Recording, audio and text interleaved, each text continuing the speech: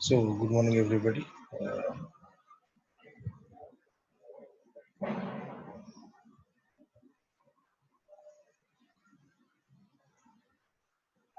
okay, so here I am going to present a topic prepared by presentation prepared by Shrutika Savai, roll number 4946B9 as a part of IWP presentation, which she could have presented during the class itself. But since this COVID-19, so this is one of the first presentation for from student, which is going to be delivered by me. So, what is cyber ethics? Everybody knows about cyber ethics. What is it all about? So this is a glimpse of what it could be and why we should be made aware of it. So cyber ethics is the study of ethics pertaining to computers, covering user behavior and what computers are programmed to do and how this affects individuals and society. So this is what is cyber ethics is all about. It refers to the code of responsible behavior on the internet. How so basically means don't take what doesn't belong to you and don't harm others, and also we must act responsibly in the cyber world as well. So the basic rule is do not do something in cyberspace that you would consider wrong or illegal in everyday life. So it's a kind of moral or social thing where you should not be touching anything which is not you does not belong to you should even though it is available on internet, so you must be very cautious about it. So ethics need to be basically learned first in individual living, and how do we have ethics it comes day to day life, and after that only it is recommended to go for cyber ethics. But anyway, since we nowadays we are more using the computer, laptops, and for many other purposes, for surfing, for looking for information, so we must be very well aware with what is meant by cyber. So cyber ethics is really important term. So cyber ethics is the study of moral, legal, and social issues uh, involving cyber technology. It examines the impact that cyber technology has on our social, moral, and legal systems. So it also evaluates the social policies. Hence, this is reciprocal relationship here, right? So, what are the rules of cyber ethics? So, do not use rude or offensive language. So, don't do cyberbully. So, many people have habit of doing some cyberbully, morphing some images, sending it, threatening people to expose something. So, do not plagiarize, which is actually a very important concept. So, do not break into someone else's computer. So, even if you see happen to say that it's unlocked, it's available to be seen. So, please don't make use of it. So, these are some ethics that we should also observe in day-to-day life. If something does not belong to you, for example, you get an envelope in name of your father or mother, so you don't have any rights to open it. So that is called as privacy that must be maintained. So do not attempt to infect or to make someone's computer unusable. So purposefully, intentionally downloading something or making something, installing some programs in such a way that the data gets corrupted or computer is not usable just for fun, making it for fun. So even that also is not correct. So adhere to the copyright restrictions when downloading material from the internet.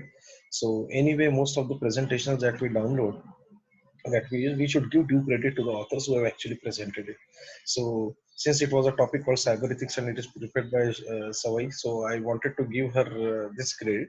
So she should also be giving this credit as if she has downloaded it from some other place, right?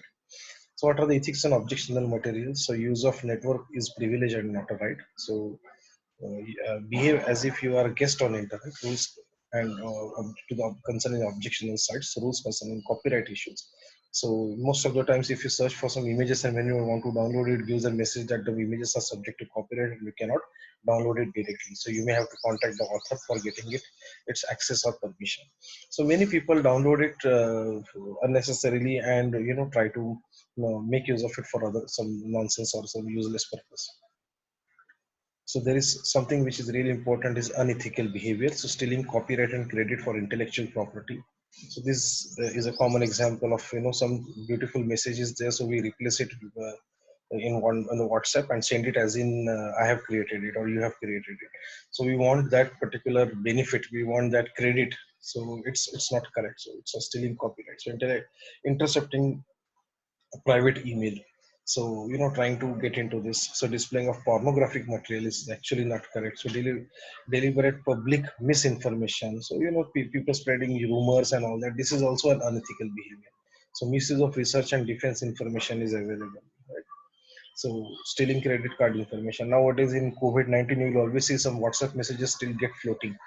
this is going to be closed, this is that is going to be closed, the lockdown is going to be continued from next 1.5 months and something. So as long as it does not, so people have habit of spreading rumors, so it is also unethical behavior. So this is the right time, right point here, that when we come across such messages, we should not forward them, and instead we should, what whichever message we have a doubt upon, we should always get it verified from the reasonable resources, and then only we should send it if it is really required. Otherwise, there are plenty of resources where if you don't send a message, it does not mean the end user is not going to get it from the other place. So there are plenty of people. So we should not become like that. We should not be sending such information. So we should follow ethical behavior.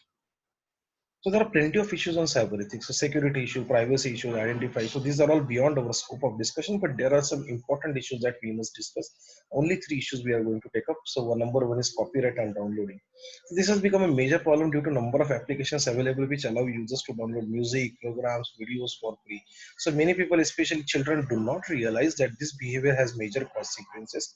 They only try to reach what they need from the web and download it from the purpose. Their thinking is like, if everybody is doing it, therefore it's okay. But an understandable and an age appropriate lesson on cyber ethics should help children to learn the risk involved in the internet download. So very true, very correct. So forget about children. Even there are adults who know that, what is copyright, but still they want to go ahead with it.